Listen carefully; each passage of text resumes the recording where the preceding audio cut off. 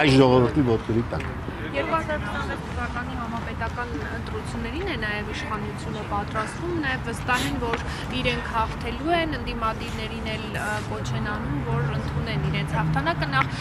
դուք, քանի որ մասնակցել եք վաղ շաբաթի ընտրություններին, ունեք որոշում այս պահին համապետական ընտրություններին մասնակցել։ Իհարկե մասնակցելու եմ, եթե դուք հիշեցրեցիք վաղ շաբաթ ուրեմն համայնքի ընտրությունները, ես այնտեղ շատ լուրջ սատարեց ինձ հայրենիք կուսակցությունը եւ ես բարոյականությունը պահանջում եմ, որ ես անպայման պիտի սատարեմ, այո, հայրենիք կուսակցությանը Վանեցյանի գլխավորությամբ կարծում եմ նրանք կգնան եւ մի բան էլ ասեմ, տեսա որ այո ամուր կանգնած են, ջահել ուժեր կան, գիտնականներ կան, այն նրանցից մեկն էլ հիմա ձերբակալված է, չէ, Խաչիկը Գալստյան, ինչի է ձերբակալված, որտեվ դոկտոր, պրոֆեսոր, խելացի մարդ,